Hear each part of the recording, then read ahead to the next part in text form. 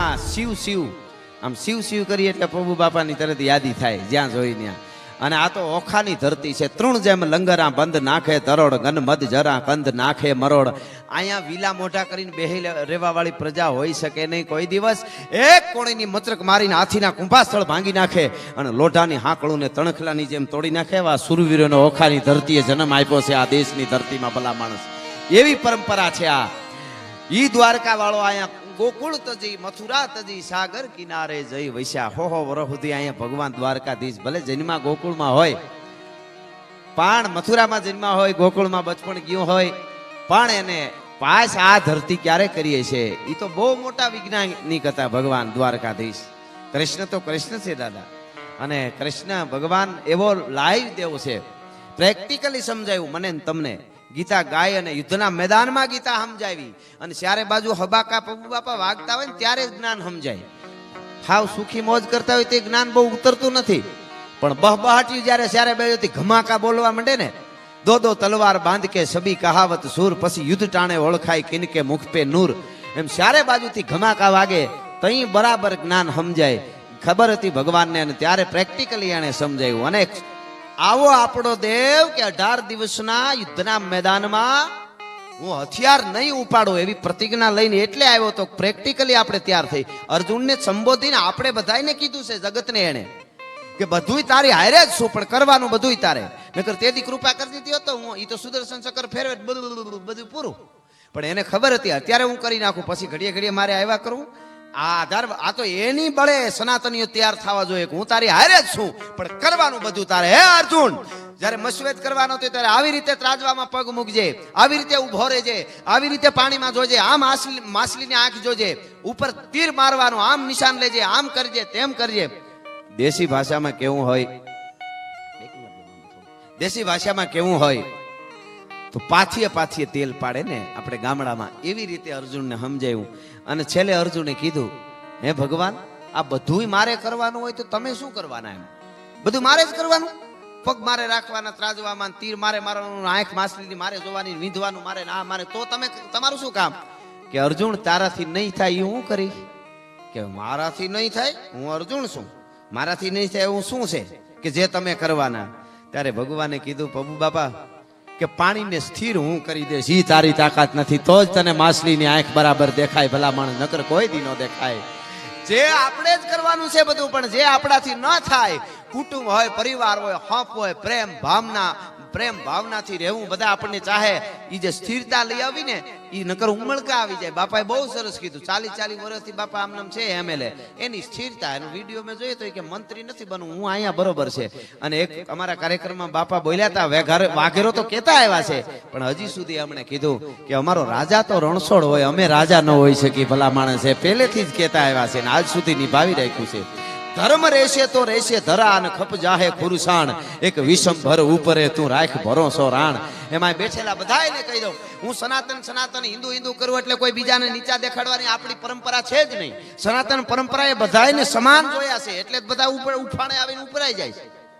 આપણે કોઈને ખરાબ કહી નથી શકતા, નીચા નથી કહી શકતા, કારણ કે બીજાને આ ધર્મને નીચો કહે, નીચું દેખાડે, એનાથી મોટો નીચના પેટનો કોઈ હોઈ શકે નહીં. એટલે અહીંયા મારે ધરાર કેવું પડે છે. હા, બહુ સારે બાજુથી કોમિટી મિશનરીઓ તૈયાર થઈ રહી છે. જેમ સાહેબે હમણાં કીધું કે મોદી સાહેબ છે તા બધું આમ ઘણાને એમ લાગે અમે બોલી કે તમે પાર્ટીને હવે જે હારું છે એ ગમે છે તો ગમે છે સાહેબ.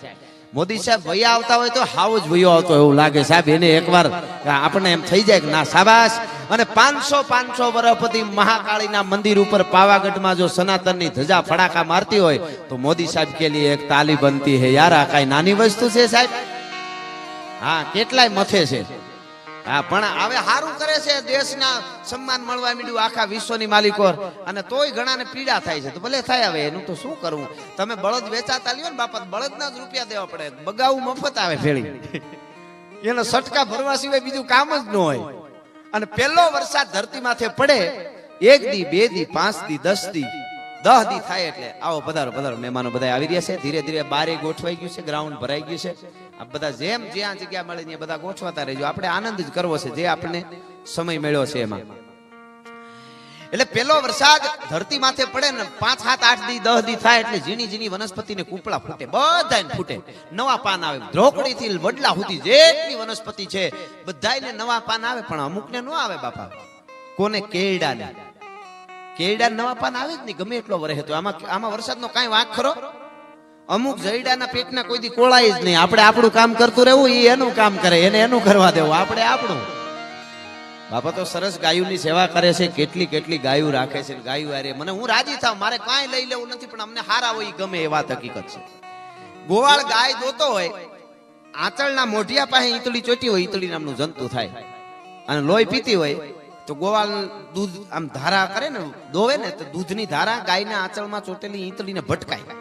મોઢિયા પાસે ચોટી હોય ને તો ઈતળી ધીરે દિન ઉપર વહી જાય, ન્યા માટે લોહી પીવા. હવે 2 ઘૂંટડા દૂધ ના લે તો કઈ ગોવાળ ના ન પાડે ઈતળીને, પણ અમુક જૈનમાં જ લોહી પીવા હોય એને તમે દૂધ પીવરાવો, અમૃત પીવરાવો, એને કઈ લેવા દેવા જ નથી, એને સટકા જ ભરવા નથી. આ મેં ગુગલું બોલ્યું છે હમણાં 2 દી પહેલા, સનાતન ધર્મ ને કે ડેંગ્યુ જેવું છે ને ઓલું છે, તારી પેઢીયું 1300 ને 1500 વર્ષથી મથે છે, કાંઈ ફેર નથી પડવાનો, તું તારી તૈયારી રાખજે. આ તો હકીકત વાત છે. કેટલાય મથ્યા ને કેટલાય આવ્યા ને કેટલાય વયા ગયા. બાપ બાપ હોતા હે, પણ એને હાવ રાક્ષસી વૃત્તિ અંદરથી આવે ને પછી રેવાય નહીં. હા, બહુ ધન આવ્યા પછી સ્થિરતા રાખવી ની બહુ મોટી વાત છે, નકર રવાય જ નહીં.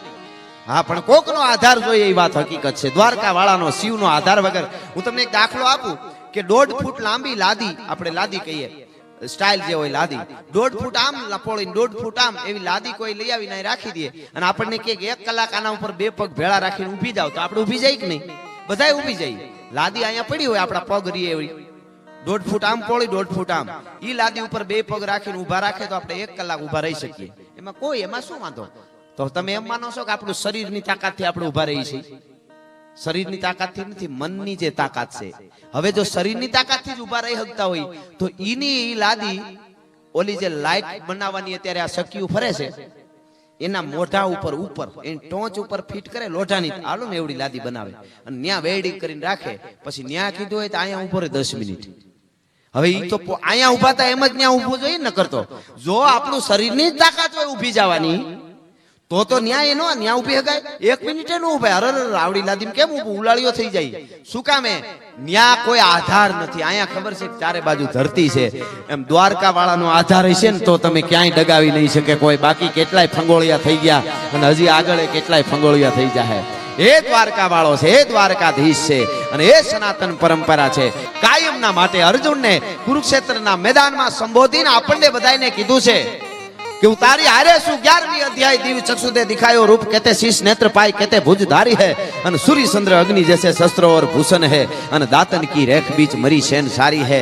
ई द्वारका वालो ई भगवान कृष्ण कन्हैयो बहु આપણને જે આપણા ભાગ છે કે અહીંયા આવ્યા છે ગુજરાતની ધરતીમાં, સૌરાષ્ટ્રની ધરતીમાં, ઓખાની ધરતીમાં બેઠા છે ભગવાન. વાવાઝોડાઓ બહુ આવી ગયા ચારે બાજુથી. આપણા બાળકોને સમજાવજો કૃષ્ણ કોણ, રામ કોણ, શિવ કોણ, હનુમાન કોણ, આપણા પૂર્વજો કોણ. આ બધું નહીં સમજાવી ક્યાં નહીં રહેવા દઈએ એવું છે. આ બહુ જરૂરી છે. આપણે આ ખાલી કૂતરો ઇંગ્લિશ ખરીદવા જાય તો ઘણા હાથ પેઢીયું કઢવે છે કે આ કઈ મૂળ છે એમ. તો આપણા બાપ દાદાનું કાંઈ નહીં. એ પરંપરા જે ઉજળી છે એ પરંપરા જાળવાતી રહે કાયમના માટે. એક વાત વચ્ચે યાદ આવી, આ બધા ભણેલ ગણેલ માણસો બધા મારી સામે બેઠા છે, સમજદાર વર્ગ છે, એટલે હું હમણાં પ્રોગ્રામમાં કહેતો રહું છું જ્યાં યુવાનો સુધી ખાસ આજ મને યુવાનો ખૂબ સાંભળે એનો મને ગૌરવ છે. કેટલા યુવાનોએ રોતા રોતા મારી પાસે આવીને વ્યસન છોડી દીધા છે. હું ફલાણું કરતો તો આજથી બંધ, તમને સાંભળ્યા પછી હું કાંઈ સેવા નહોતો કરતો, આજથી હું આ કરીશ, દેશ આ કરીશ. ત્યારે અમે રાજી થઈ કે અમારું મોટું જમા પાછું આ છે, એવું બને છે. તો મને આ દાખલો એક બહુ ગમે છે અને બનેલી ઘટના છે. આપ બધા ભણેલા છો, આપ જોઈ શકશો. પણ આ વાત, આ કાર્યક્રમો કરવાનું કારણ શું, આ નો કરી તો શું થાય, એના માટેની આ વાત છે. આજથી 200 વર્ષ પહેલા ઇંગ્લેન્ડની પાર્લામેન્ટમાં એક કમિટી બેઠેલી. 200 વર્ષ પહેલા, સત્ય વાત તમને કહું, રિયલી વાત કહું છું. 200 વર્ષ પહેલા પાર્લામેન્ટમાં ઇંગ્લેન્ડમાં એક કમિટી બેઠીને એને નક્કી કર્યું કે દુનિયાના દેશોને લૂંટવા છે. આપણી પાસે બુદ્ધિ છે, હથિયારો છે, જે બુદ્ધિથી થાય બીજા કોઈથી ન થાય. તો શું કરવું? નોખી નોખી કમિટીની રચનાઓ થઈ અને બધે ગયા. એમાં ભારતમાં મેકોલે નામનો એક અંગ્રેજ આવ્યો, બહુ મોટી એની આખી ટીમ લઈને આખા ભારતમાં એને સર્ચ કર્યું, આખા ભારતમાં ભ્રમણ કર્યું, એની ટીમને મૂકી કે આ દેશને લૂંટાયાનું નબળું પાસું શું છે, એના માટે શું કરવું. આ હકીકત તમને કહું છું યુવાનો, તમારા બાળકોને ખાસ માતાઓ બહેનો ઘણા કોક દેખાય છે ક્યાંક ક્યાંક. હું કાયમ મારા પ્રોગ્રામમાં કહું છું બેનું દીકરીને પગે લાગીને કે એકાદી કોઈ સુરવીરોની વાર્તા સંભળાવી છે તમારા બાળકને, ભલે ને અઠવાડિયે એકાદી વાર એકાદી સુરવીરોની વાર્તા સંભળાવી જો, એકાદું હાલરડું. અનુપમા ઓછી જોવાય કાંઈ વાંધો નહીં, ઈ જરાય દુખી નથી, તમને લાગે છે કે દુખી છે. એટલા બધા ગાંડા તુર ક્યાંક ક્યાંક હેરમાં તો એવું કે ખાવા નથી દેતા કે એના ઘરવાળાને કે અનુપમા ચાલે છે, સાનું મને બેસો. પણ આ અનુપમા બિચારો હુકાઈ ગયો એનું શું? આવું બને છે. અને વધારે થાય તો માફ કરજો, પણ ચારણ તરીકે આવ્યો એટલે મારાથી રહેવાય નહીં એટલે બોલાઈ જાય. સિરિયલનું નામ હોય પવિત્ર રિશ્તા, અને કોના રૂમમાંથી કોણ નીકળે એ નક્કી જ ન હોય, તો કેટલા હજાર એપિસોડો સુધી સિરિયલો હાલે છે યાર.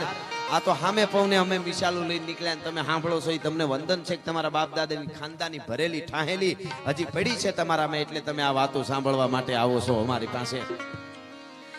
એટલે આ વાત કરું છું. આખા ભારતમાં ભ્રમણ કર્યું એમણે મેકોલે, એની ટીમ દ્વારા સર્ચ માર્યું, અને છેલ્લે તારીખ સાથે હું તમને કહું, ઇંગ્લેન્ડમાં એને એક પત્ર લખ્યો, મોજૂદ છે આજે પત્ર. એને ઇંગ્લેન્ડમાં 2 ફેબ્રુઆરી 1835 1835 ઇંગ્લેન્ડની પાર્લામેન્ટની ભારતમાંથી, હવે આપણે ભારત જ બોલવું છે, હવે ઇન્ડિયાનું ધીરે ધીરે ગોળમાંથી હવે સરસ કામ, બહુ સારા કામ થયા છે, બહુ ખરેખર મોદી સાહેબ અને એ લઈને બધા એમની ટીમ. હવે ઘડીએ ઘડીએ નામ લઈ ઘણાને એમ લાગે તમે પાર્ટીને વખાણ કરો છો, પણ હવે મને એમ હતું પાકિસ્તાન ઉપર મોદી સાહેબ કઈક હુમલો કરશે, કેવી રીતે કરશે ખબર નહીં. 14 આવ્યા ત્યારથી હું વિચારતો હતો હુમલો કરશે, આમ કરશે, તેમ કરશે, મિસાઇલ છોડશે.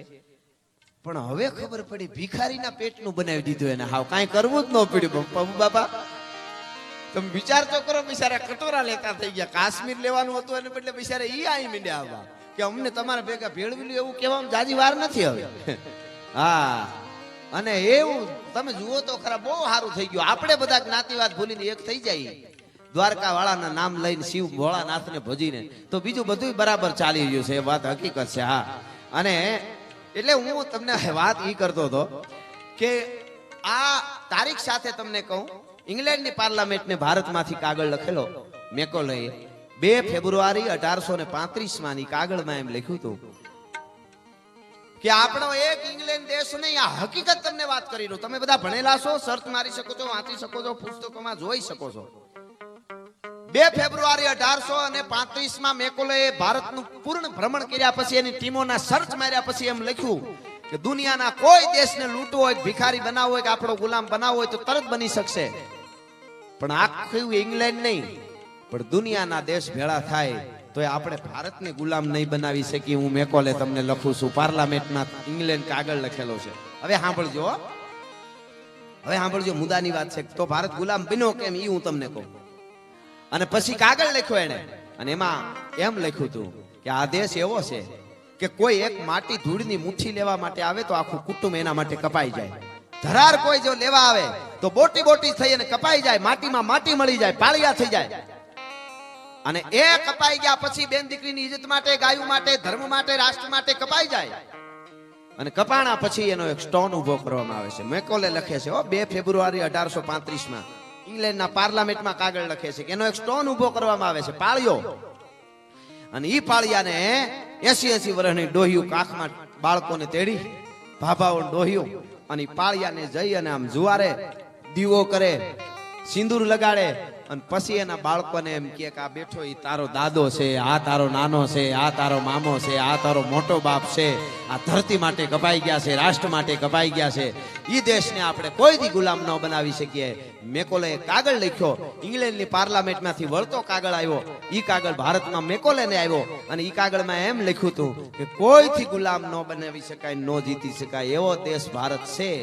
એટલે તો મેકોલેને મોકલ્યો છે, નકર તો ગમે એને ન મોકલીએ, એમ તને એટલે જ મોકલ્યો છે કે તો મને હજી 5 વર્ષ આપો. અને પછીના 5 વર્ષ પાછું બીજું એને સંશોધન કર્યું, અને પછી ઘટના બની. મારા તમારા માટે દુઃખની વાત છે, એ વાત તમને કરી દઉં. મેકોલો 1840 સુધીમાં એ કરી બતાવ્યું, અને પછી પોતે એના દેશમાં ગયો અને એની માને પગે લાગ્યો. માએ કીધું કે ઓહો, આ આ પરંપરા કઈ માને પગે લાગવાની? તો કે આ તો ભારતની પરંપરા છે. કે તો ભારતને કોઈ દી આપણે જીતી ન શકી? તો કે હું જીતું એવું કરીને આવ્યો છું. કેવી રીતે? તો કે કોઈ હથિયારથી નહીં, કોઈ બીજેથી નહીં, એમ તો એને જીતી શકાય એમ છે નહીં. હહુની મહેનત ઉપર ઉભો રહેવા વાળો આ દેશ છે. ગામડાના માણસો ખડતલ માણસો છે, પણ એને એક કામ હું કરીને આવ્યો છું. 7,32,000 થી વધારે ગુરુકુળો જે સનાતનની હતી સંસ્કૃતિની એ બંધ કરાવી અને આપણું શિક્ષણ ધરબીને આવ્યો છું.